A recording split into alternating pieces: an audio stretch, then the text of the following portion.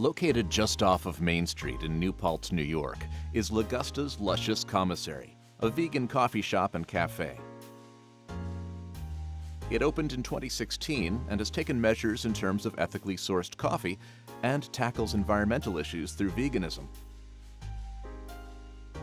Commissary looks to bridge sustainability issues currently being faced in our economy.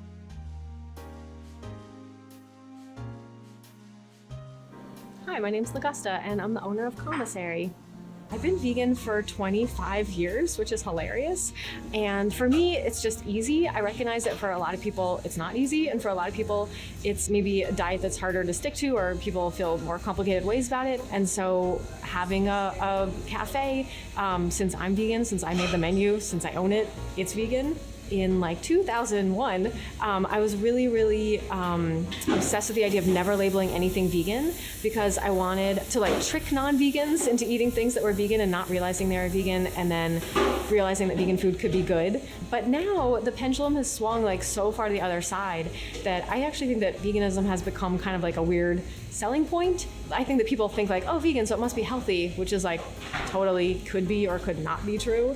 But I think that the fact that we don't really advertise that it's vegan in some ways can almost hurt us. I think that that's something that the vegan movement has really not done a good job addressing, and that it has been perceived as this very white middle class girly thing kind of, and that's really terrible, and I hate it. And you know, as a white middle class girl, I'm sure I'm guilty of perpetrating this stereotype.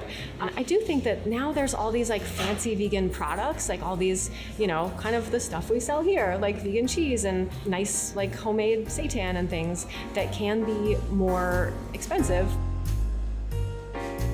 There's some issues with it for sure. I think the one thing about being vegan is you have to cook more and know how to cook, and that really helps out having it be a sustainable diet for you. And that for a lot of people, you know, if you're working 3 jobs and you're exhausted at the end of the day, if you're going to McDonald's so you don't have to cook dinner, I'm not judging you. You know, that's not something I'm ever going to be like, oh, you should be vegan. I feel like people are where they are, and I just don't want to judge people for their diets because I don't know what's behind it. When I was growing up, my mom kind of instilled in me this really cute little Jewish idea that you should do a mitzvah for someone every day, and it's just like a good deed. And ideally that the mitzvah should be anonymous for it to be like a true mitzvah. We have this little board where you can buy something and then you put a little paper up that says like 1 piece of chocolate for someone who had a final today, or $10 worth of food for a working mom. And it is really beautiful and lovely.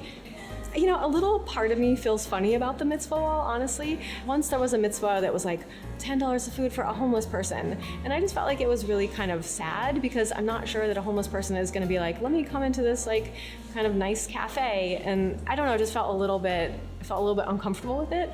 So I feel like sometimes there's things where it can maybe be a little bit self-congratulatory in a way that feels a little odd, but also it's just nice and fun, and it's just a cute thing to have.